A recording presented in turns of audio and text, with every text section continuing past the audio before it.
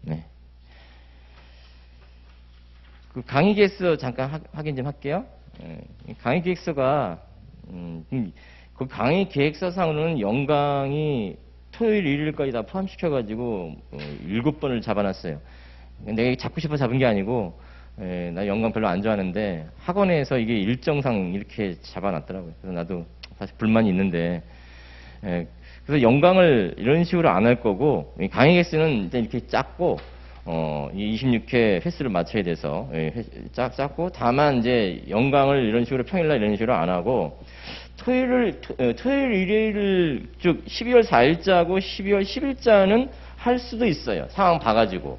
하지만 평일날 그 화목이라든가 수요일 이런 때 이제 연강이 잡혀 있는 곳들이 있는데 그거 확인해 보시면 그런 것들은 그렇게 연강을 하면 서로 힘드니까 그 강의를 여기 하루에 한 타임 정도씩 더 늘려가지고 이렇게 보충하는 그런 쪽으로 하려고 해요. 그래서 그렇게 예측하시면 돼요. 그래서 평일날 연강은 없다 일단 이렇게 그렇게 생각하시고 그래서 하루에 한 타임씩 더 이렇게 늘려서 하고 그래도 부족하면은 일요일 같은 때나 토요일날 잡혀 있는 12월 4일하고 12월 10일자가 있어요. 그때 연강을 할 생각이에요. 그냥 그때 이제 별도 고지를 할게요. 연강을 해야 될 상황인지 아닌지 진도에 맞춰 봐가지고 그래서 그렇게 횟수를 채워서 강의를 진행하려고 하고 그러니까 뭐 진도 진행하고 공부하는 데는 그런 지장은 없어요. 그래서 그리고 여기 이제 모의고사를 한 7번 내지 8번 정도 이제 상황 봐가지고 모의고사 훈련을 연습을 좀 그래도 해야 되기 때문에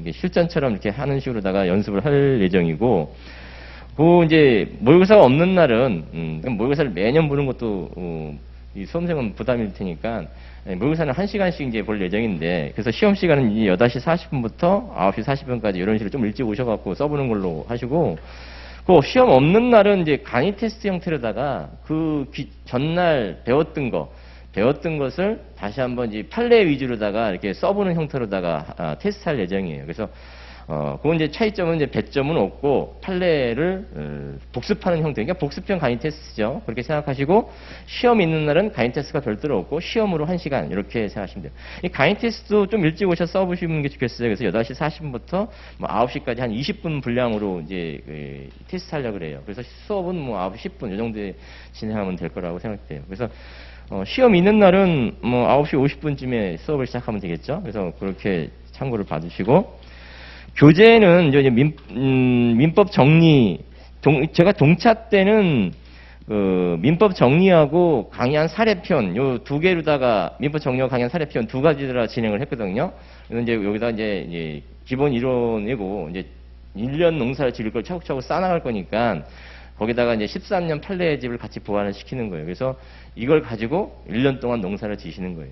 그래서 뭐 누누이 말씀드린 거지만. 시험이라는 것이 붙고 떨어지고 차이점은 그렇게 크지 않아요. 물론 붙는 사람과 떨어진 사람의 결과에 있어서는 차이가 있죠. 그렇지만 그 단발의 차이로 붙고 단발의 차이고 떨어지고 그런다라는 거예요. 그래서 붙는 사람이 뭐 대단한 실력이 있고 이런 것은 아니기 때문에 시험이 그러니까 공부의 방법에 있어서 어떤 좀 합리성을 갖고 다른 사람보다 더 노력을 했다 이렇게 받아들이시고 시험에 볼 수 있는 그 전략은 다양한 책을 많이 보려고 들지 말고 반복해서 보려는 것을 권해드리고 싶어요. 그래서 어느 책이든 그 책을 기본 교재로 딱 하나 잡아서 저 같은 민법 정리 그걸 딱 하나 잡아서 예를 들어서 그거를 10번이고 20번이고 반복해서 돌리는 거예요. 그리고 거기다 이제 부수적으로 강의한 사례편 모의고사 형태로 문제를 풀어보기도 하고 강의한 사례편에 있는 모의고사가 우리 법무사 시험 기출도 넣어놨고 법행 그다음에 사명한 승진 각종 2차와 관련된 시험들이죠. 사법시험에서 나왔던 문제들도 넣어놓은 게 있고 그다음에 변호사 시험에 관련되는 것도 문제 들어있어요. 그 파트마다 가능성이 있는 것들을 이렇게 실어놓은 거고 그리고 마지막 종합사례편이라 그래가지고 뒷부분에 사법연수원 사례 관련된 문제를 그러니까 사법연수원에서 이제 다뤘던 문제들을 그 정부 차원에서 제공해드리고 있어요. 그래서 그런 식으로 꾸며놨기 때문에 기본 민법 정리를 반복적으로 봐가면서 거기에 추가적으로 문제를 풀어보고 확인하고 모의고사도 보고 반복해서 보고 이렇게 해서 1년 농사를 지어가면은 충분히 뭐 민법 때문에 떨어졌다 이런 소리는 안 나온다라는 거예요.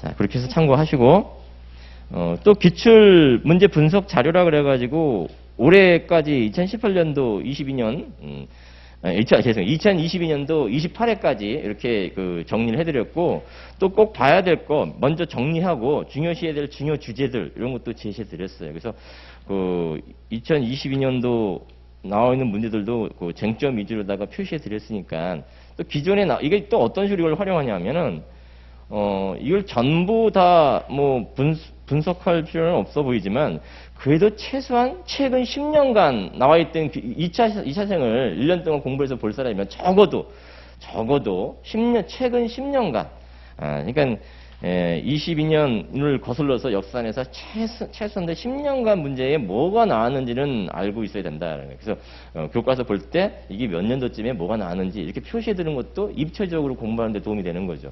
그래서 그렇게 참고해서 봐주시고, 자, 또 하나는 이제 자료가 이제 추가 판례라 그래가지고 한 19페이지 분량으로 일단 자료가 하나 나가는데, 요거는 우리가 13년간 판례집을 이제 공부를 이제 보안 교재로 사면서 공부할 건데, 그 이후 2013년 이제 2022년도 요 나왔던 14년 판례 이후에 또 추가적으로 6월 9일자 이후로 또 나온 판례들이 있어요. 현재 11월까지 이제 제가 확인한 건데, 그 10월 27일이 그래도 좀 의미 있는 판례가 하나 정도 있고, 그렇지만 그것도 뭐 형사법적이라 가능성이 좀 낮는데, 하여튼간 자꾸 이렇게 추가돼서 업그레이드해서 자료를 나갈 거예요. 그래서 그렇게 참고해 보시고, 자, 진도는 뭐 채권 총론부터 나가도록 할 거예요. 채권 총론부터 한번 살펴보도록 하기. 기본 이론 26회로 짜여져 있기 때문에 자세하게 볼 시간은 사실은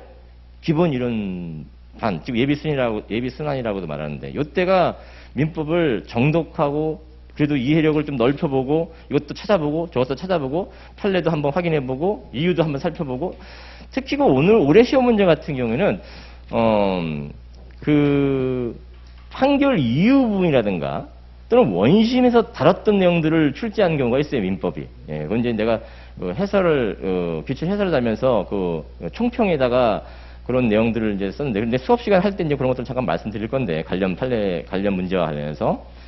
그렇다고 해서 물론 수강생이 이유 부분도 다 찾아보고 원심도 다 찾아보고 이해야 되냐를, 그럴 필요는 없어요.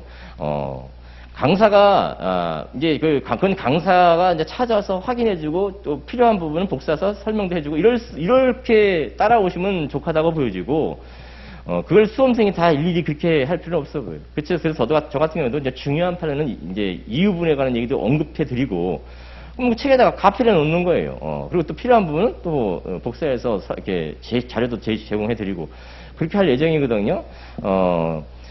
원심까지 볼 여력은 없어 보일 거예요. 근데 이제 그 나온 판례들이 대부분 이제 중요 판례들이었기 때문에, 그 아마 출제자가 이제 그런 걸 그 판결 요지상에 나와 있는 문제를 끌어와서 내기가 이제 좀 부족해 보이니까 이유라든가 아니면 원심에 나오는 내용도 이렇게, 물론 그게 전혀 뭐 딴 나라에 있는 판례가 아니고 우리가 배운 지식상의 그 문제를 이제 그 원심에서 판단해서 그걸 본 사람이라면 좀 도움이 됐겠죠. 본 사람이라면. 근데 안 봤다 하더라도 합격하는 데는 지장은 없다라는 거예요. 합격하는 데는 없다.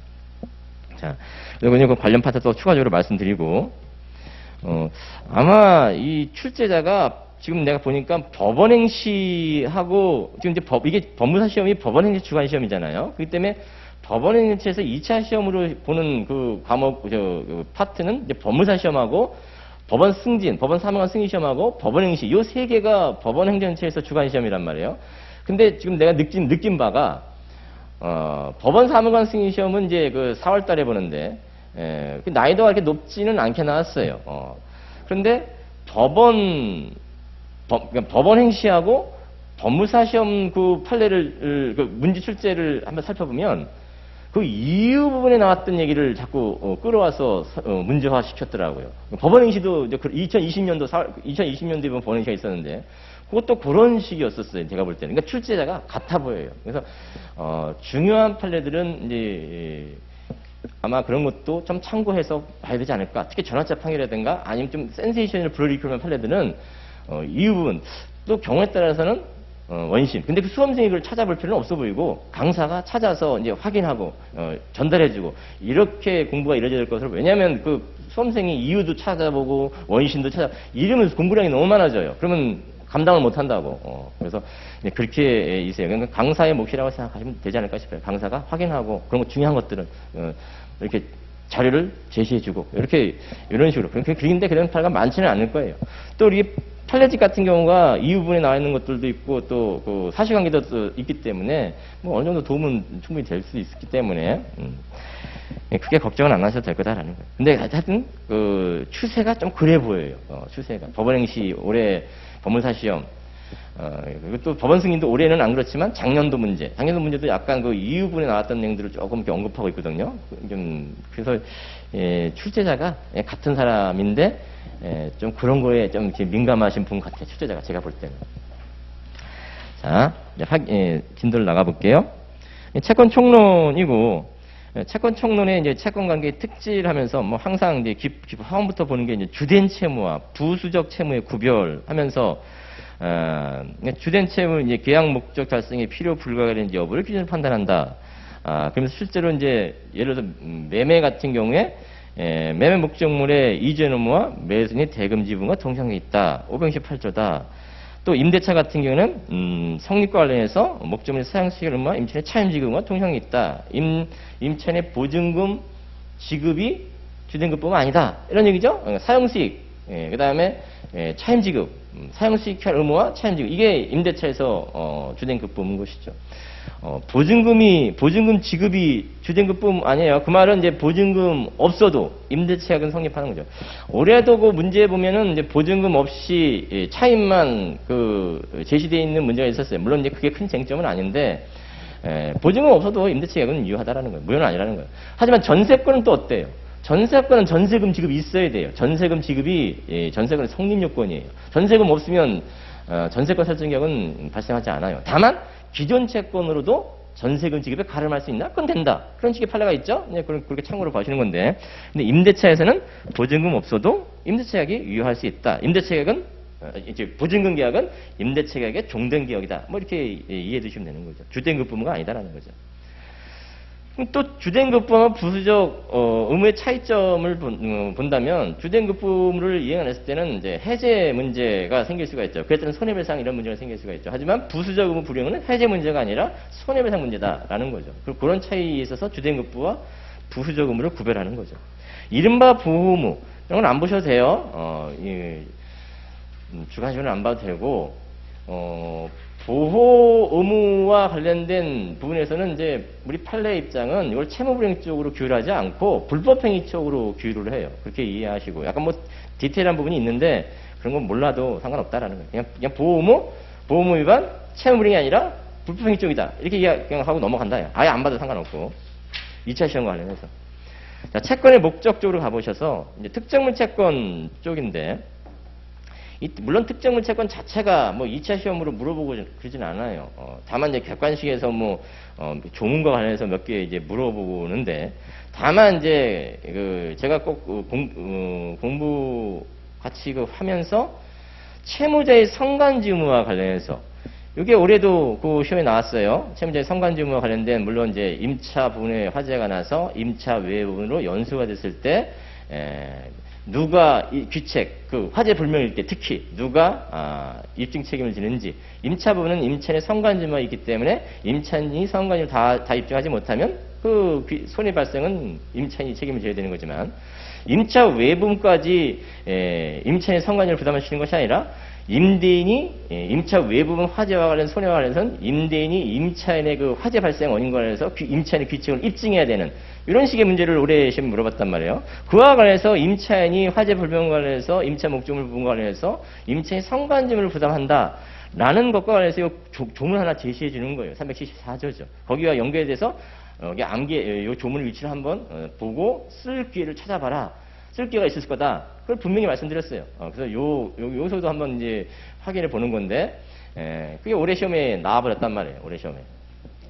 그래서, 374조죠. 임차인이 임차 목적물을 인도할 때까지 성간지물을 부담한다. 설령 관리자의 주의무다. 채무자의 목적물 인도 의무. 특정물의 인도가 채권의 목적인 때는 채무자는 이행기의 현상대로 그 물건을 인도해야 된다. 뭐 객관식용이라고 보여져요. 좀 목적물의 인도 장소. 이 객관식에서 우리 법무사시험에 기출된 적도 있어요. 채무의 성질 또는 당사 의사로 변경 장소를 정하지 않을 때는 특정물의 인도는 채권 성립 당시, 이행기 당시가 아니라 성립 당시다. 뭐 이런 식으로 객관식에서 문제 출제하는 거죠. 뭐 이걸 2차 시험으로 물어볼 것 같지는 않아요. 다만 2차 시험 관련해서는 우리 앞에서 본 성간지음이와 관련된 374조. 이게 2차 시험과 관련된 얘기인 거죠. 과실의 기소. 자, 요건 2차 시험으로 물어볼 수 있어요. 앞으로. 즉, 사무관 승인 시험에서 요걸 물어본 적이 있어요. 그래서 요 과실의 기소 관련해서 좀 더 이제 좀 중요시하고 보시는 게 좋을 것 같은데. 자, 이행기 전과 후를 나눠서 이행기 이전에 채무자가 소유자이기 때문에 채무자에게 기속한다. 이행기 이전. 이행기 이후에는 원칙적으로 채권자에게 기속하지만 매매의 경우 채무자가 아직 매매대금을 받지 못했다면 채무자는 매도인을 말하는 거예요. 채무자에 기속한다고 봐야 된다. 그러면서 한편 587조 조문을 끌어왔어요. 자, 한번 확인하고 그 조문을 분석해 볼게요. 이게 시험에 나올 가능성이 있는 것이고 법무사 시험에 법원 승진 시험에 2021년도 작년이죠.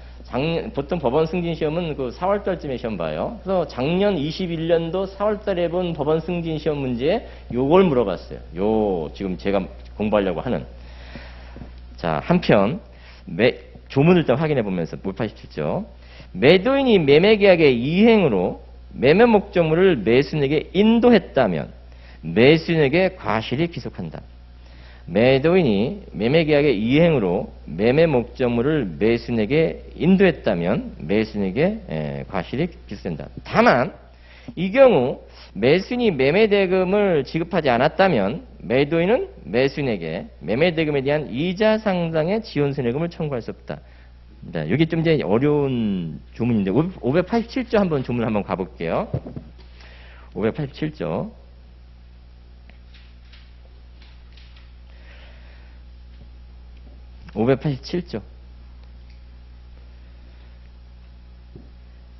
과실의 기속, 대금의 이자 이런 얘기를 하면서 자, 또 이런 것도 하나 생각해 볼게. 동시행관계 있으면 지연손해금이 인정 안 돼요. 왜? 동시행관계 있으면 이행지체 저지 효과가 있기 때문에 동시항변권이 있으면 그 자체에서 동시항변을 행사하지 않아도 이행지체 저지 효과란 말이에요. 그래서 그걸 이제 머릿속에 일단 가지고 계셔야 돼. 자, 587조 뭐라고 되어 있냐면 매매계약이 있은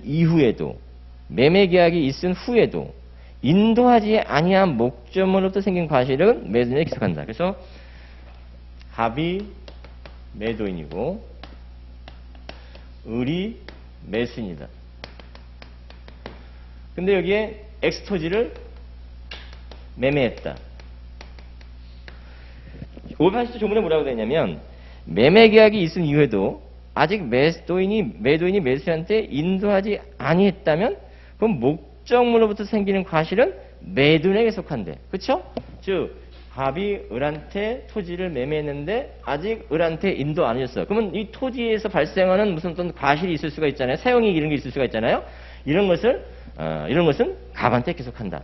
근데 이 말의 전제는 뭐냐면 을이 매매대금을 다 안 줬을 때를 말하는 거예요. 근데 을이 만일 매매대금을 다 지급했는데도 불구하고 매도인이 점유하면서 사용한다면 그 과실은 을한테 계속하는 거죠. 그러니까 을은 갑한테 부당이익반환 청구할 수 있는 것이죠. 다시 엑스토지 매매와 관련해서 조문 587조는 매도인이 매매했음에도 불구하고 계속 점유해서 사용하고 있다면 그 과실은 갑한테 계속해. 근데 그 말은 전제는 매수인이 매매대금 다 안 줬을 때를 말하는 거예요. 근데 매수인이 매매대금 다 줬을 때는 그럼에도 불구하고 매도인이 점유하면서 사용하고 과실을 취득한다면 그건 매수인한테 귀속돼야 될 거잖아요. 그러니까 그건 반환 청구할 수 있다. 이런 얘기가 될 수 있는 거예요. 그런 판례도 있고. 그 다음 거 후문 매수인은 목적물의 인도를 받은 날로부터 대금의 이자를 지급해야 된다. 그러나 대금의 지급에 대하여 기한인 때는 그러하지 아니하다. 자, 대금의 매수인이 목적물의 인도를 받은 날로부터 대금의 이자를 지급해야 된다. 대금의 이자. 그러면 이 대금의 이자는 엄밀하게 따지면 지연손해금의 의미예요. 지연손해금의 의미. 즉 갑으로부터 을로 목적을 인도받았다면 그 과실은 누구 거냐? 여기다 이제 물음표를 던져버려요. 그러니까 그 580조 후문은 그 말을 좀 생략했어요. 즉 갑이 을한테 목적물을 인도해줬다면 을은 그 대금에 대한 이자를 지급해야 된다는데 그 말은 대금에 대한 이자 상당에게 손해배상을 지연손해금을 지급해야 된다. 이런 말 뜻이라는 거예요. 왜냐하면 갑이 을한테 목적물을 인도해주면 어떻게 돼요? 을은 동시항변 깨지는 거예요. 동시항변 깨지니까 어떻게? 이자를 지급해야 되는 거예요. 대금에 대한 이자를 지급해야 돼. 즉 우리 법무사 시험에서 이런 거 물어본 적이 있었어요. 그 사무관 승리시에서 물어본 적이 있는데 매도인이 매수인에 대해서 매매 대금에 대한 이자 상당의 지연손해금 청구 요건 써봐라. 이런 걸 물어본 적이 있어요. 그 요건이 뭐야? 목적물 인도가 반드시 필요해요. 현실 인도가. 목적물 인도 안 해주면 지연손해금 인정 안 돼. 왜? 동시행한 게 있기 때문에. 목적물 이전 의무와 인도 의무와 매수인의 대금 지급이 동시행하기 때문에 인도 안 해주면 지연손해금 청구 못한다. 근데 인도해 줬다면 갑은 을한테 매매 대금에 대한 이자 상당의 지연손해금 청구할 수 있다. 대신 그 목적물 인도해 줬다면 그 목적물에 대한 과실은 사용이익은 매수인이 취득한다. 이래요. 매수인이 취득한다. 다시 갑이 을한테 목적을 인도해주기 전에는 갑이 목적물 사용 수익 권한이기 때문에 그 과실은 매도인이 기속해요. 근데 그 말 뜻은 매수인이 매매대금 다 안 줬다는 전제인 거예요. 다 줬다면 그 과실은 매수인 거예요. 또 갑이 을한테 목적을 인도해줬다면 을은 그 과실을 취득하는 거예요. 매매대금 다 안 줬어도 다 줬으면 당연히 을이 취득하는 것이고 설사 매매대금 다 안 줬어도 이게 사무관 승인시험 기출문제야. 매매대금 다 안 줬어도 매도인의 매매계약의 이행으로 일환으로 인도받아서 사용하고 있다면 점유할 거리가 있다고 보는 거예요. 그런 판례 있죠? 매수인이 매도인으로부터 인도받아서 점유하고 있으면 점유할 거리가 있어. 그러니까 매도인은 소유권이 있음을 기화로 인도 청구 못하고 부당이익 청구 못한다. 이런 판례 있죠? 그게 교회야. 해제되지 않았다면 아직 매매계약의 이행으로 인도를 해줬다면 아직 해제 안 됐다면 매수인이 그 사용수익권이 있고 점유할 권한이 있기 때문에 그러면 과실은 을이 거야. 매매대금 다 안 줬다 하더라도 줬으면 당연히 을이 취득하는 거고 안 줬다 하더라는 게 중요해요. 안 줬다 하더라도 을이 그 과실을 취득한다. 그렇지만 매매대금 다 안 줬잖아요. 안 준 것에 대해서 이제 갑이 580조 후문에서 뭐라고 말하냐? 갑은 을한테 목적을 인도해줬다면 대금에 대한 이자를 청구할 수 있다. 그 이자가 엄밀하게 따지면 손해배상이다 이 소리야. 손해배상. 지연손해금이다. 갑은 을한테 매도인 매수인한테 그러니까 등가성을 따지는 거야. 매매대금 다 줬다면 매매대금 이자 이런 거 필요 없지. 그냥 을이 과실 취득하는 거지. 인도해줬다면.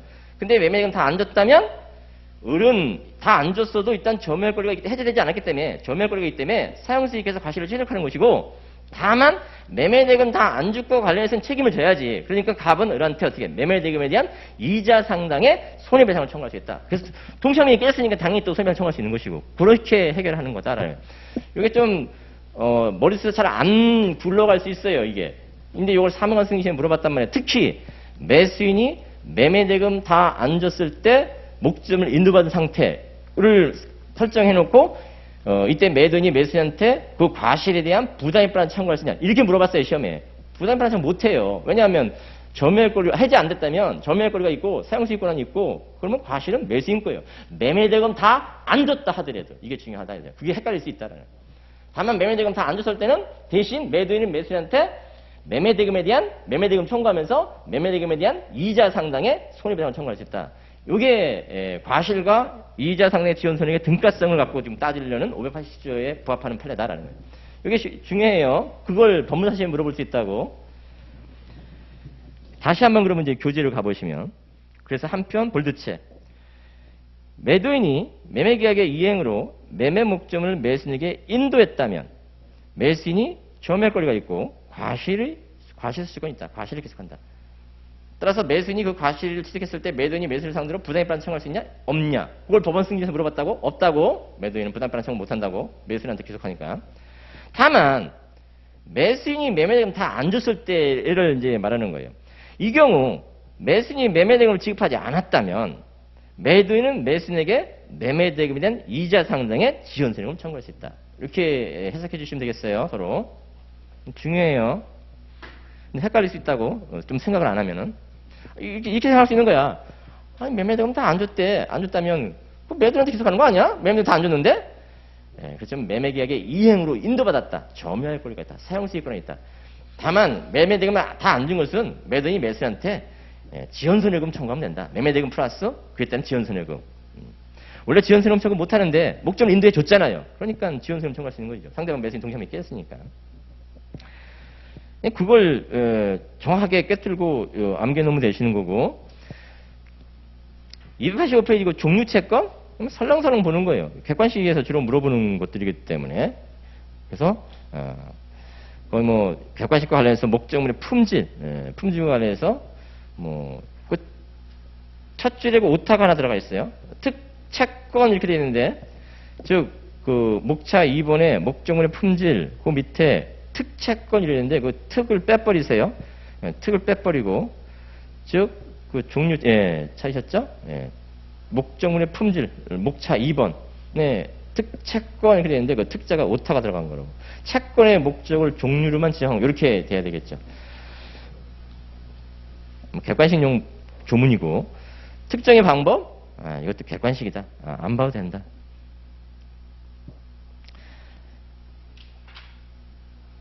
(286페이지) 바로 가보시면 그러니까 다 무시하고 가도 된다고요. 객관식도 잘 안 나와.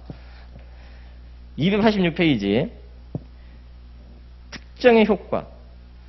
자, 종류 채권이 특정물 채권으로 전환된다. 특정되면은 그럼 특정물에 관한 그 법리가 적용되는 것이죠. 앞에서 본 우리 성관지음이라든가 이런 것들이 또 특정됐을 때 물건의 위험이 채권자에게 이전된다. 물건의 위험 부담에 관한 얘기인 것이죠. 이제 위험 부담은 우리 민법전에서는 이제 537조, 538조 여기에 그 위험 부담에 관한 규정이 규정되어 있어요. 당사자 쌍방의 귀책 사유 없이 목적물이 화재 등으로 소실했을 때 누구한테 그 위험 부담을 떠넘길 거냐라는 논의인 거죠. 우리 법제는 뭐예요? 537조 채무자 위험 부담들인 거죠. 그래서 특정물 매매 또 종류물 매매일 때도 그걸 특정하면 특정물 매매 법리가 적용이 돼서 이 특정물 매매일 때 위험 부담 문제가 생긴단 말이에요. 그래서 그걸 잠깐 한번 봐보면 537조 나중에 그 채권 강론에서도 또 이제 확인할 건데 그 위험 부담에 관한 문제를 물어보는 그 자체가 2차 시험에 물어볼 가능성은 제가 볼 때 낮아요. 비록 객관식에서 논의에서 문제를 많이 출제하고 있죠. 근데 이제 올해도 제가 그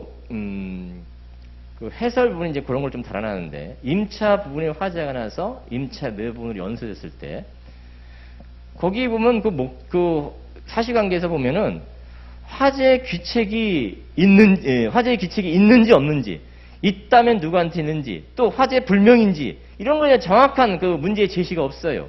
즉 화재가 났는데 임차분에 화재가 나서 임차 외부분에 소실됐는데 법률관계가 어떠냐 이렇게 써보라고 했어요. 배점 15점으로 해가지고 그러니까 화재의 귀책 원인을 분명히 밝히고 있지 않아요. 화재가 불분명하다 이런 것도 말 안 하고 있어요. 그러니까 불분명한 것인지 자연재해로 화재가 난 것인지 당사자 쌍방의 귀책 사유 없이 화재가 난 것인지 아니면 어느 일방의 귀책으로 화재가 난 것인지 이런 걸 명확하게 밝히고 있지 않아. 그러니까 열려있다예요. 제 말은. 법률관계를 써봐라 이렇게 있기 때문에. 그래서 해설 부분에 그것이 물론 중요한 쟁점은 아니지만 물론 중요한 쟁점은 화재 불명일 때 또는 임차 내 귀책권에서 성관주무와 관련해서 이게 이제 답안 쓸 주된 내용이긴 하지만 화재와 발생관해서 귀책 여부를 설명하고 있지 않기 때문에 그 사실관계에서 그런 걸 써봤어요. 임대인이 귀책이 있을 때는 어쩔 건데 또 임대인과 임차인 쌍방의 귀책 사유가 없을 때는 어쩔 건데 그건 위험부담 문제인 거예요. 그래서 그런 얘기를 이제 부가적으로 그게 물론 중요한 배점을 차지하고 있지 않지만 썼다면 가점 받지 않았을까라는 게 제 개인적 생각이에요. 그래서 근데 그런 차원에서 그런 어떤 임대차 목적물이 쌍방의 귀책 사유 없이 소실됐을 때 문제 이런 걸 해결하는데 어떤 연결고리로서 좀 써주면 가점 받고 이런 식으로 작용하는 문제다 이거예요. 위험 부담을 뭐 10점, 100점을 깔아가지고 그걸 직접적으로 물어보는 문제를 2차 시험에 물어보진 않는다래. 객관식에 물어보기는 하지만. 그래서 이제 그걸 염두에 두시고 잠깐 이제 살펴보면 이해를 해주면 된다라는 거죠. 일단은 갑이 예를 들어서 을한테 X 건물을 매매했다고 치자 알아요. 매매. 매매했는데, 근데 이 매매 이후에 그 건물에 화재가 나가지고 소실됐어요. 이게 일종의 특정물 매매잖아요. 특정물 채권이잖아요. 을은 갑한테 그 건물 인도 청구권 또는 이전 등기 청구권, 이게 특정물 매매란 말이야. 그럴 때, 근데 문제는, 건물이 화재로 소실됐어요. 그러면 갑의 을에 대한 소유권 이전 등기 의무는 불능이잖아요. 불능이면 손해배상 문제가 발생할 거 아니에요. 매매대금 이런 건 어떻게 될 건데? 이런 문제가 발생할 거 아니에요. 자, 그럴 때, 문제는 어느 일방에 귀책이 있어갖고 화재가 나서 소실됐으면 그 사람한테 책임을 물으면 되는 거예요. 그런데 위험부담이라는 것은 어느 일방의 명백한 귀책 이게 아니라 이 사람의 귀책도 없고 이 사람의 귀책도 없는 상태에서 화재가 나서, 그러니까 일종의 자연재해 같은 거예요. 자연재해로 화재가 났을 때 이 건물 자체의 위험부담은 누가 지는 것이고 이 건물에 대한 매매대금에 대한 부담은 누가 책임을 지는 거냐? 이런 논의를 것이 위험부담이다. 그러니까 위험부담은 당사자 쌍방의 귀책 사유 없이 목적물이 소실 불능됐을 때를 말하는 거예요. 어느 일방의 귀책이 있음을 전제하는 게 아니라. 따라서 그럴 경우에는 우리 그 537조가 뭐라고 말하냐? 어느 일방의 귀책 없이, 즉 쌍방의 귀책 사유 없이 이게 이와 같은 특정을 매매해서 그럴 때는 그 물건의 위험부담, 물건의 위험부담, 물건의 위험부담. 건물이죠. X 건물. 이 물건의 위험부담은 채권자가 진다 그래요. 그러니까 그 말 뜻은 을은 그 건물에 대해서 털상 청구 못한다는 거죠. 그 건물 자체에서. 그렇지만 대가 위험부담이라는 뜻을 써요. 대가 위험부담.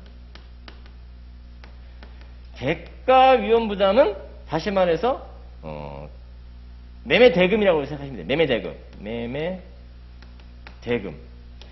대가. 매매대금에 대한 위험부담은 요건 이제 채권자가 부담하지만 채권자 이때도 건물 기준으로 요 사람은 채무자고 요 사람은 채권자라고 보는 거예요. 건물 기준으로, 물건 기준으로. 지금 위험부담에 관한 얘기를 하고 있기 때문에 물론 매매대금 기준으로 본다면 이 사람이 채권자고 이 사람이 채무자예요. 하지만 위험부담에 관해서 채무자, 채권자 이런 개념은 물건 기준이다 이 소리야. 물건 기준, 건물 기준. 그래서 이 사람이 이제 채권자라고 보는 거고 을이죠. 대가 위험부담은 채무자가 부담한다 그래요. 이 사안에서 갑이죠. 그러니까 결국 을은 그 물건 달라고 말을 못하고 그 물건 위험부담은 을이 책임지고, 그렇지만 매매대금 위험부담은 갑이 지기 때문에 결론적으로 말하면 어떤 문제가 생기냐? 물건은 화재로 소실됐어요. 을은 그 물건 청구 못하는 건 당연하고 다른 데 가서 사면 되는 거예요. 다른 사람한테 사면 되는 거예요. 다른 걸 사면 된다. 다른 물건 사면 된다고. 문제는 갑은 어떻게 돼? 그 물건 화재를 잃어버렸고 매매대금 청구 못하고, 그럼 결국 이와 같이 당사자 쌍방의 귀책사유 없이 이 화재가 나서 소실됐을 때 가장 최종적으로 그 위험부담을 떠안는 사람은 누구예요? 채무자죠. 매도인이. 그래서 우리 법제가 537조 채무자 위험부담주의다 이렇게 말한다는 거예요. 자, 채무자 위험부담주의이기 때문에 그건 이제 자기 거를 말로 해석을 들어가야 돼. 갑은 을한테 그 대가 매매대금의 부담을 갑이 책임지기 때문에 그 말뜻은 매매대금 청구 못한다라는 뜻이에요. 매매대금 청구 못한다. 그리고 이미 만일 을로부터 매매대금을 이미 받은 상태라면 돌려줘야 된다 이런 뜻인 거예요. 매매대금 청구 못하니까 청구권 없이 돈을 받았으니까 법률상 원인 없는 거잖아요. 그러니까 부당이득으로 돌려줘야 된다 이런 얘기예요. 그래서 결국 이와 같은 경우에 채무자 위험부담됐을 때 채무자 매도인은 매매대금 청구 못하고 설사 그 매매대금을 이미 받은 상태라 하더라도 부당이득으로 돌려줘야 된다. 이런 뜻이 채무자 위험부담주의다. 이런 얘기인 거죠. 근데 537조는 이제 그렇게 규정하고 있는데 그게 원칙적 규정인데 예외적으로 538조 1항 전문 후문이 있는데 538조 1항 전문 후문은 채권자 위험부담주의에서 규율해 놓고 있어요. 채권자 위험부담주의. 즉 채권자한테 명백하게 귀책이 있었다면 그러면 그 화재 소식과 관련해서 갑은 을한테 채권자 위험부담, 채무자 위험부담의 대가 위험이 채권자에 떠넘겨져 가기 때문에 채권자한테 명백한 귀책이 있다면 갑은 을한테 매매대금 청구할 수 있고 이미 받았어도 돌려주지 않아도 된다. 이게 이제 채권자 위험 부담주의예요. 더 나아가서 548조 1항 후문도 있는데, 후문은 채권자한테 명백한 규칙이 있는 것은 아니지만 채권자 수령 지체 중에서 채권자 수령 지체 중에 당사자 쌍방의 규칙사유 없이 소실되는 거. 그래도 채권자한테 어느 정도 규칙은 있는 거잖아요. 채권자 수령 지체 중에 화재가 난 거기 때문에 설사 쌍방의 규칙사유 없는 화재라 하더라도 그렇기 때문에 그런 경우도 역시 채권자 위험 부담주의다. 그때도 역시 매매대금 청구할 수 있고 이미 받았어도 돌려주지 않아도 된다. 그걸 이제 채무자 위험 부담지, 채권자 위험 부담지 이런 얘기를 하는 거예요. 그런 얘기를 여기서 이제 말하는 거고, 그건 나중에 이제 뒤에 가서 또 다시 이제 채권 강의에서 볼 건데, 그럼 그 올해 시험에서 그게 무슨 연관성이 있냐? 올해 시험에서 어느 일방의 규칙인지 명백하지 않아요. 그러면 쌍방의 규칙 사유 없이 화재가 났을 상황도 생길 수 있는 거예요. 그 상황에서 법률관계 가정적 판단을 해서 답안을 쓰는 거기 때문에. 그러면 쌍방의 규칙 사유 없이 화재가 소실됐을 때 무슨 문제예요? 위험 부담에 관한 문제예요. 자, 이럴 때 우리 판례는 뭐라고 말하냐? 판례가 있어요. 자, 임대차 종료할 때 임차인의 목적물 반환의무와 임대인의 보증금 반환의무는 동시행관계 있다 그래요. 자, 동시행관계 있는데 이 동시행관계가 오늘 이제 배울 내용도 있지만 대가적 이행상 결론관계 때문에 인정해지는 것이 아니라 공평의 원칙상 또는 임차인의 보증금을 확보하는 데 도움이 되도록 동시항변을 인정하는 것에 불과한 것이지 대가적 대가적 결론관계 때문에 동시항변을 인정하는 것이 아니다. 이행상 대가적 결론을 인정하는 것이 아니다. 그렇기 때문에 임차인의 보증금을 담보하기 위해서 확보하기 위해서 공평의 원칙상 동시항변을 인정하는 것에 불과하기 때문에 설사 임차 목적물이 당사자 쌍방의 규칙사유 화재 등으로 소실됐다 하더라도 임차인은 임대인한테 보증금 반환 청구할 수 있냐? 할 수 있다라는 취지. 그 말을 좀 어렵게 판례가 뭐라고 말하냐? 이와 같은 임대차 종료에 따른 당사자 쌍방의 규칙사유 목적물이 화재로 소실 때 존속상의 위험 부담에 관한 규정은 적용되지 않는다. 이렇게 말하는 거예요. 그러니까 존속상의 위험 부담이 적용된다면 임차인은 임대인한테 보증금 반환 청구 못 해야 되는 거예요. 그렇지만 그런 법리가 적용되지 않기 때문에 임차인은 임대인한테 보증금 반환 청구할 수 있다 이렇게 말한다. 그런 판례가 있단 말이에요. 그걸 이제 써주면 가점된다라는 거죠. 즉 임대차에서 그 말이 좀 어려우면 이렇게 이해하시면 되는 거예요. 임대차에서 어느 일반의 규칙사유 없이 자연재해로 화재가 소실될 때 임차인이 그럼 임대인한테 보증금 반환 못 하는 거냐? 할 수 있다 이 소리야. 할 수 있다. 물론 그 당해 사안에서 보증금은 없어요. 그 잿건물과 올해 시험 본 잿건물과 관련해서 보증금은 없이 차임만 있는 상황이에요. 그래도 임대차 경우는 유예해요. 그렇지만 이제 보증금 없으니까 이제 이런 말을 이렇게 써야지. 원래는 보증금이 있다면 보증금 반환 청구할 수 있는 사안인데 사안은 보증금은 물론 없는 사안이다. 이렇게 답안 써주면 되는 거예요. 하지만 그 내용을 알고 있다는 것을 표시해 주면 되는 거예요. 보증금은 물론 없는 사안이에요. 보증금이 있을 때는 보증금 청구할 수 있는데 보증금 없는 사안이니까 보증금이 없는 사안으로 청구 대상은 아니다. 이렇게 쓰면 되는 거예요. 보증금이 있다면 당연히 청구할 수 있는 거예요. 존속상의 위험 부담이 인정 안 되기 때문에 그냥 그런 판례를 알고 있다는 것을 써주면 가점 받았을 거다. 거기서 써먹을 수 있는 내용들이 뒤에 또 이제 동시항변가 나오니까 그때가 다시 한번 또 확인할게요. 자, 금전채권. 물론 이 금전채권 자체가 뭐 2차 시험으로 물어보진 않고 뭐 객관식 여기인데 특히 그 금전채무 불이행으로 인한 손해배상의 특칙 여기만 좀 잠깐 보면 금전채무는 이행 불능이 있을 수 없으며 이행 지체만 있을 뿐이다. 이런 것들은 좀 알고 있으면 좋겠죠. 지식으로. 금전채무자는 지체만 있을 뿐이에요. 불능은 없어요. 돈이 없어서 지금 못 갚는 분이지 불능은 아니잖아요. 이것이. 돈이 생기면 갚을 수 있는 것이잖아요. 그래서 금전채무 불이행에 관한 손해배상에 관한 390조가 특칙을 규정하고 있다. 또 요건에 관한 특칙으로서 390조 2항 전단 또는 후단이 있는데 채권자는 이행지체는 손해를 증명하지 않아도 되고 채무자는 이행지체에 관한 과실했음을 항변하지 못한다. 이런 것들도 쓸 기회가 있었어요. 즉 우리 법무사시험에서 요 금전채무와 관련된 이자 내지 지연손해금, 즉 대여금 채권 관련해서 이자 내지 지연손해금 이걸 물어보는 문제를 출제한 적이 있어요. 그럴 때 이런 조문들을 언급해서 쓸 기회가 생길 수가 있어요. 근거 규정으로서. 효과에 관한 특칙, 기본적으로 알고 있는 지식이죠. 민사에 관한 그 법정이자는 5%죠. 그래서 여기 이제 그 금전채권 관련해서 특히 그 손해배상, 지연손해금과 관련된 얘기인 거예요. 즉, 민사에 관한 법정이자 상당의 지연손해금 5%고, 상행위와 관련해서는 6%죠. 자, 소척법상의 연 12%죠, 현행. 현행 연 12%. 과거 25%에서 20%에서 15%에서 12% 이렇게 변화가 있어 왔죠. 지연손해금. 지연손해금을 말하는 거예요. 예외로 약정이율이 있는 경우 요거에 관한 문제를 우리 법무사 시험에서 물어본 적이 있어요. 그래서 이걸 한번 잠깐 확인을 해보면 2017년도에 물어봤는데 예를 들어서 갑이 을한테 2천만 원을 빌려줬다. 2천만. 채권자, 채무자죠. 예를 들어서 2천만 원을 빌려줬다. 근데 빌려주면서 이자 약정을 할 수도 있고, 이자 약정을 할 수도 있고, 이자 약정을 안 할 수도 있어요. 자, 돈 빌려줬다. 이거를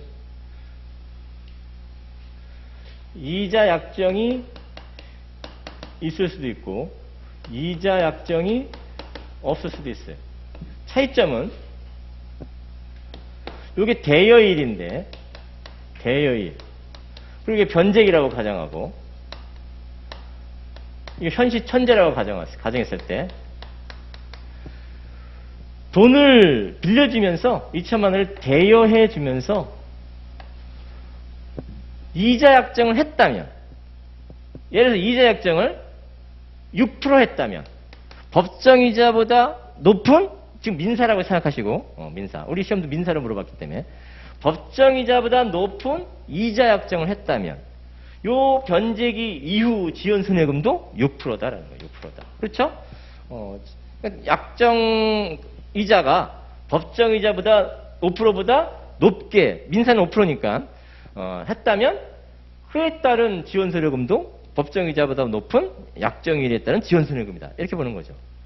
근데 이자 약정을 안 했다면, 여기 변제기 이후 지연손해금은 몇 프로냐라는 거예요. 5%다라는 거예요. 그런데 이자 약정을 하긴 했는데 법정이자보다 낮은 3% 약정을 했다면 여기도 3%냐라는 거예요. 아니다. 최소한도로 5% 보장된다. 이런 식을 문제를 물어본 적이 있다고. 그래서 6% 약정했다면 지연손해금도 6%. 근데 이자 약정을 안 했다면 그래도 최소한도로 법정이자 5% 상당 지연손해금. 근데 법정이자보다 낮은 약정이 있을 때 지연손해금도 약정에 따른 3%냐? 그게 아니라 최소한도로 5%다. 그런데 지연손해금도 5%이긴 한데 이 자체에 3% 약정을 별도로 할 수 있는가? 여기도 3% 약정하고 지연손해금도 3% 약정하고 이건 되는가? 이건 된다라는 거예요. 이건 된다. 요게 이해가 돼. 요거 물어보는 문제를 우리 시험에 물어본 적 있다고요. 자, 이제 이거와 달리 이제 이걸 알았다면 이걸 또 물어보진 않을 거예요. 그런데 그 밑에 박스 판례가 있어요. 287페이지 우리 교구 박스 판례가 있어요. 이 박스 판례는 이런 법리인데 이건 대여금 채권 관련된 우리 판례가 이런 게 있었어요. 근데 이 대여금 채권 관련 판례가 아니라 박스 판례는 해제와 관련 판례예요. 해제. 이걸 물어볼 수 있어요. 이 해제와 관련 판례. 난이도가 좀 있어요. 자, 이건 대여금 채권 관련된 이런 판례에 비춰서 이렇게 판단하는 거예요. 자, 근데 이런 법리가 박스 판례에 관한 법리 똑같이 적용되는데 이 박스 판례는 대여금 채권에 관한 법리가 대여금 채권이 아니라 해제에 따른 계약금 반환, 중도금 반환, 매매대금 반환 관련된 문제예요. 그럼 이게 무슨 얘기냐면 매도인이 있고 매수인이 있다. 매도인, 매수인. 여기 을이라고 할게요. 쉽게. 또 갑이라고 할게요. 자, 계약금 2천만 원 줬다. 2천만 원. 계약금. 그런 상태에서 어느 일방의 어떤 채무 불이행으로 해제가 됐다고 가정하자. 자, 해제가 됐으면 매수인이 매매계약을 체결하면서 어떤 목적을 인도받았을 수도 있고 인도 안 받았을 수도 있어요. 자, 인도 받았다면 목적물 반환해주면서 2천만 원 반환. 이게 동시관계죠. 그리고 2천만 원 받은 날로부터 법정이자 상당의 5% 청구할 수 있죠. 이때 이 5%가 이자 내지 부당이득 반환 성질이지 지연손해금 아니다. 이런 건 배운 적 있죠? 자, 인도 안 받았을 수도 있어요. 인도를 받았든 안 받았든, 즉 동시관계 있든 없든 매매대금에 대한 계약금에 대한 법정이자 5%는 이자지 지연손해금이 아니다. 이런 걸 말씀드렸죠? 부당이득 반환 성질이다. 자, 매매계약 체결. 매매계약 체결. 2천만 원 받았겠죠? 자, 받은 날로부터 매매대금 돌려줄 때 받은 날로부터 2천만 원에 대해서 플러스 알파. 요거 법정이자 상당의 5% 이렇게 청구할 수 있는 것이죠. 이 5%가 이자지 부당이득 성질이지 지연손해금 아니다. 그렇지만 이게 부당이득 반환 성질이기 때문에 부당이득 어느 시점에 지연손해금이 될 수 있어요. 이 이자가 법정이자가 어느 시점에 지체에 빠져요. 그렇지. 청구한 때. 왜? 부당이득 반환 채무는 기한에 정함이 없는 채무예요. 그렇기 때문에 기한에 정함이 없는 채는 매수인이 매도인한테 해지됐어? 계약금 내놔? 돈 내놔? 이러면 청구한 때 지연손해금이다. 요때부터는 지연손해금을 갖는다. 물론 동시항목에 있는 상황이라면 인도받은 목적물이 있어서 동시항목에 있는 상황이라면 인도받은 목적물을 돌려주면서 청구해야지. 왜? 동시항목에 있는 상태에서는 지체 안 받으니까. 근데 동시항목에 없는 상황이라면 그냥 청구하면 되는 것이죠. 돈 달라고 말하면 되는 것이죠. 어쨌든 이런 디테일한 부분이 있을 수 있지만 어쨌든 청구하면 지체에 빠질 수 있는 게 있다. 이해되셨죠? 그러면 어떤 얘기가 가능해요? 여기랑 똑같은 얘기를 할 수 있는 거예요. 이자, 지연손해금 이런 얘기를 할 수 있다. 이 소리야. 이자, 지연손해금 이런 법리를 말할 수 있다. 이런 법리를 적용시킬 수 있다. 그래서 자, 이 5% 법정이자라는 의미는 매도인하고 매수인이 매매계약을 할 때 우리 계약금 반환할 때 해제돼서 혹시 계약금 반환할 때 아무런 약정을 안 했다면 5%라는 의미인 거예요. 이 의미가. 근데 이 5%를 당사자가 그러니까 5%면은 여기 이게 아무런 약정을 안 해도 여기 5%예요. 여기 근데 이자 약정을 하면 이자 청구 못 해요. 근데 여기는 이자 이런 없어도 아무런 약정 없어도 법의 규정상 548조에 받은 날로부터 이자 지급해줘. 그렇기 때문에 아무런 매매대금 반환과 관련해서 계약금 반환 아무런 약정해도 5%라는 의미인 거예요. 이 법정이자 5%라는 의미가. 그러면 5%면 이 지연손해금은 몇 프로라는 거예요? 여기도 5%라는 거예요. 여기 5%면 여기 5%. 왜? 최소한으로 지연손해금 법정이자 보장받으니까. 근데 이 5%를 이자 법정이자 아무런 약정 안 해도 5%인데 당사자가 6% 약정할 수 있는가? 6%. 우리 계약할 때 나중에 혹시 계약이 해제가 되면 계약금 반환 관련해서 우리 법 조문에 548조는 5% 법정이자라고 되는데 그건 아무런 약정 안 해서 이렇게 하는 거거든. 근데 우리 6%로 하자. 6%로 하자. 합의되면 되는 거잖아. 그래서 6%를 했어요. 가능해요? 그러면 이게 법정이자 5%니까 5%에서 6% 약정 안 되는 거 아니야? 이렇게 생각하면 안 된다 이 소리예요. 제 말은. 법정이자 지연되는 상당의 5% 약정에서도 그 낮게 약정할 수도 있고 높게 약정할 수도 있어요. 그 자체 이율 약정은. 그건 합의기 때문에. 여기도 마찬가지라는 거야. 5% 법정이자라는 의지만 그래서 법정이자니까 법에 규율됐으니까 이거 바꾸지 못한다. 이러면 안 되는 거라는 거고. 당사 약정으로 바꿀 수가 있다고. 6% 바꿀 수 있어요. 당사 합의로. 그러면 여기 6%인가? 6%예요. 여기 법리를 지금 말하려고 하는 거예요. 근데 법정의자보다 낮은 3% 약정할 수 있나? 법정이자보다 낮은 4% 약정할 수 있나? 법정이자보다 낮은 3% 약정할 수 있나? 합의된 대로 간다니까. 합의된 대로. 합의가 있으면 되는 거예요. 채권은 합의가 우선이잖아. 그래서 5% 여기에 지연수령 자체 법정이자 낮은 지연수령 약정할 수 있듯이 여기도 마찬가지. 법정이자 5%래. 그럼 낮게 하면 안 되지. 그거 아니다 이 소리야. 3% 당사자가 자체 합의를 약정할 수 있다. 법정이자 낮게 약정할 수 있다. 우리 매매계약 체결할 때 매매대금 혹시 해제가 해서 반환해 줄 때 우리 뭐 법정이자 그게 높게 하지 말고 3%를 하자. 할 수 있다. 그러면 3% 할 수 있어요. 그럼 여기도 3%인가? 아니다 이 소리야. 그건 이제는 5%다 이 소리야. 요거하고 같은 법리가 작용하는 거다. 그 자체에 법정이자보다 높게 약정할 수도 있고 법정보다 낮게 약정할 수 있다. 이게 주의할 점이다라는 거예요. 그래서 요걸 해제와 관련해서 물어볼 가능성이 있어요. 해제와 관련해서 또 물어본다면 체크해 두시고 288페이지 이제 가보시면 그 동그라미 3번 밑에 박스 판례 자 여기를 잠깐 보시면 손해배상 예정이 있는 경우 398조죠. 자, 그러면 박스 이것도 우리 법무사 시험에서 2017년도에 물어봤어요. 즉 금전채무에 관하여 이행지체에 대비한 지연손해금 비율을 따로 약정한 경우에 이는 일정의 손해배상액의 예정이다. 그래서 398조의 감액의 대상이다. 근데 주의할 점은 손해배상 예정액이 배상 비율 자체를 말하는 것이 아니라 즉 감액할 때 그걸 말하는 거예요. 즉 손해배상 예정이 부당히 가담하면 감액할 수 있잖아요. 이 감액을 비율로 감액하는 것이 아니라 예를 들어서 손해배상 예정을 6%를 했다고 치자. 그럼 6%에서 3% 감액 이게 아니라 손해배상 6%를 환산한 금액을 감액하는 거다. 금액 감액. 이런 거 다 물어봤다고요? 그 밑에 박스 밑에 관련 문제가 있죠?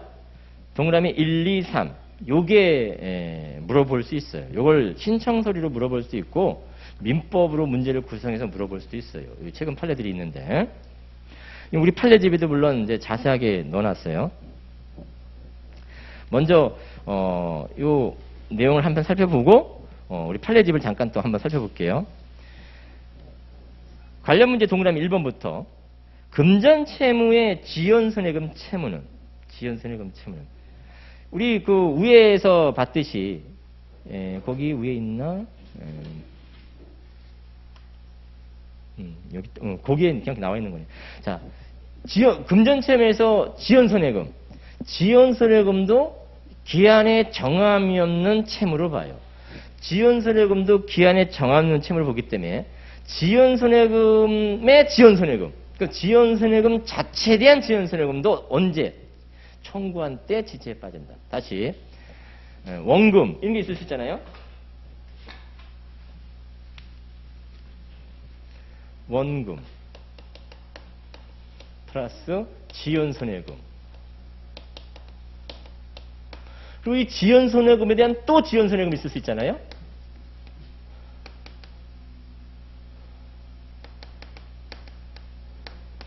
원금이 있고 원금에 따른 지연손해금이 있고 이행계 이행 안 하면 지연손해금 발생하잖아요. 또 지연손해금에 대한 지연손해금이 있을 수가 있죠. 근데 이 지연손해금은 기한에 정함이 없는 채무를 봐요. 그렇기 때문에 이 지연손해금의 지연손해금을 청구하기 위해서는 어떻게 돼요? 기한에 정함 채권 지체 빠뜨리면 청구해야 되나? 그러니까 청구한 때 지연손해금을 청구한 때 지연손해면 지연 생긴다. 이렇게 이해하시는 거예요. 그래서 지연손해금이 그냥 지연손해금도 기한에 정하면 셈인데 지연손해금 자체에 지연손해금을 청구하려면 청구해야 된다. 지체에 빠뜨려야 된다. 이런 얘기인 거예요. 자, 그러면서 한편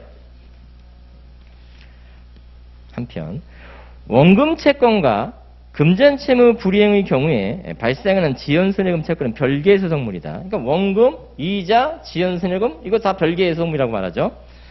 따라서 판결이 확정된 채권자가 시효 중단을 위한 신서를 제기하면서 확정 판결에 따른 원금과 함께 원금에 대한 확정 지연손해금 및 이에 대한 지연손해금을 청구하는 경우 확정 지연손해금에 대한 지연손해금 채권은 채권자가 신서로 확정된 지연손해금을 청구함에 따라 비로소 발생하는 채권으로서 전 소송의 소송물인 원금 채권이다.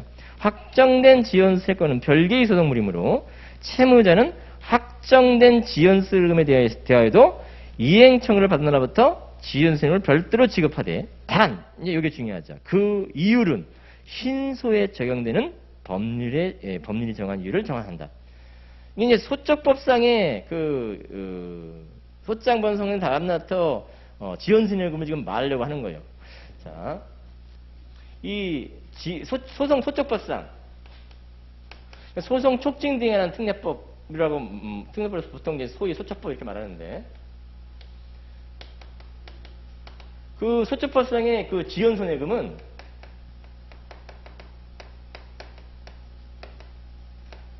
25%에서 20%에서 15%에서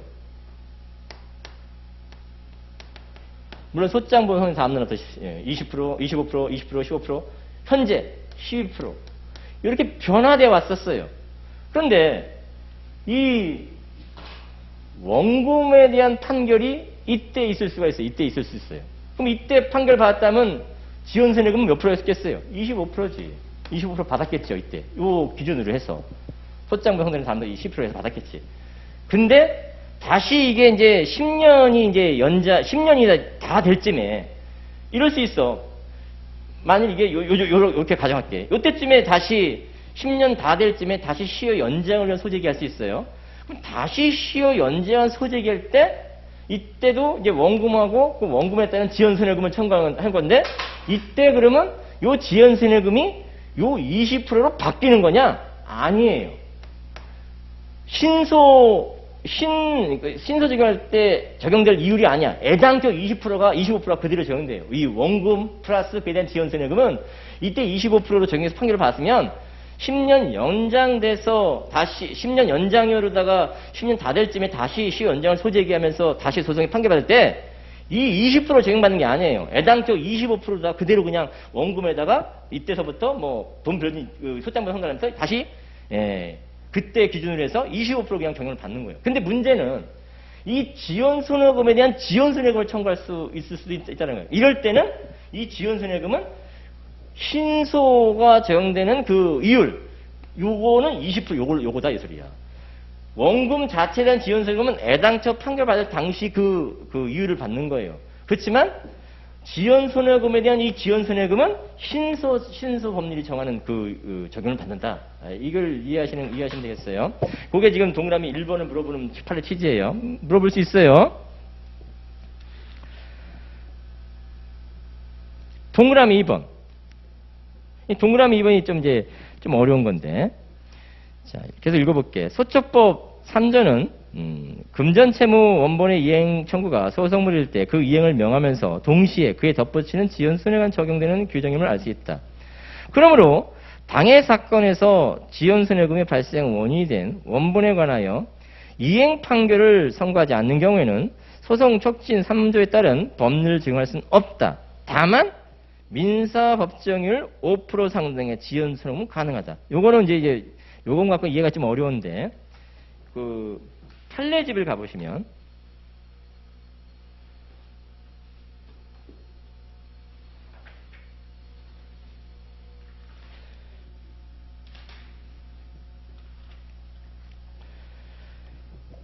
판례집의 그 5페이지 상단에 있는 판례 지금 제가 요거 설명한 거예요.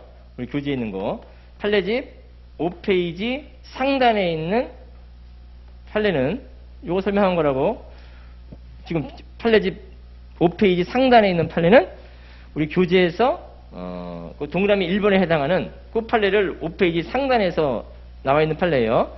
자, 동그라미 우리 교재에 나와 있는 동그라미 2번에 해당하는 지금 우리가 설명하려고 하는 이제 그 판례는 4페이지 있다. 4페이지. 바로 옆에 4페이지. 교재는 이제 간단하게 결론 위주로 써놓은 것이고 여기는 이제 그 약간 이제 이유도 좀 설명되어 있고 사실관계도 설명되어 있는데 이해하기 쉽지 않은 판례예요. 자, 사는 이런 취지야. 예를 들어서 갑이 을한테 원금이 있고 원금에 따른 A 지연손해금 판결을 받았다고 시작. 그 판결을 예를 들어서 연 25% 이런 형태로다가 판결을 받았다고 치자. 즉 원금 지연손해금 25%였겠죠. 25%였겠지. 그런데 이 판결이 확정됐어요. 그러면서 갑이 원금 A 이 채권 확정된 지연손해금이 얼마가 나와 있을 건데 그중 요 A에 대한 지연손해금, 이거 지연손해금인데 지연손해금 요 지연손해금만 A만 이렇게 병한테 채권 양도했어요. 채권 양도죠. 원금은 냅두고 확정된 지연손해금만 X만 이렇게 양도했어요. 그럼 여기 A 채권 양수금이 지연손해금이 양도됐겠죠. 다 대항종 같았다고 치고. 그럼 이때 A 병이라는 사람이 만일 이렇게 을한테 지연손해금을 청구한다면 지연손해금을 청구했다면 여기에다가 플러스 스몰 a라는 또 지연손해금이 산정되겠죠. 지연손해금이 산정됩니다. 근데 이 지연손해금은 몇 프로라고요? 지연손해금은 지연손해금에 대한 지연손해금이죠. 그거는 신소가 적용되는 법률에 따른 만약 20점이라면 20%, 20점이라면 15%, 20점이라면 12% 이렇게 되겠죠. 그럼 만약에 이 시점이라고 가정하고 그러면 20%라고 가정하고 그러면 지연손해금에 대한 지연손해금은 이렇게 신수가 적용되는 법률에 따라 할 건데 문제는 이 병이라는 사람이 이렇게 지연손해금을 청구하면서 그에 따른 지연손해금 청구하다가 요거를 소치하해요. 지연손해금을 소치하해요. 그러면 요 지연손해금은 몇 프로냐? 이걸 지금 말하려고 하는 거예요.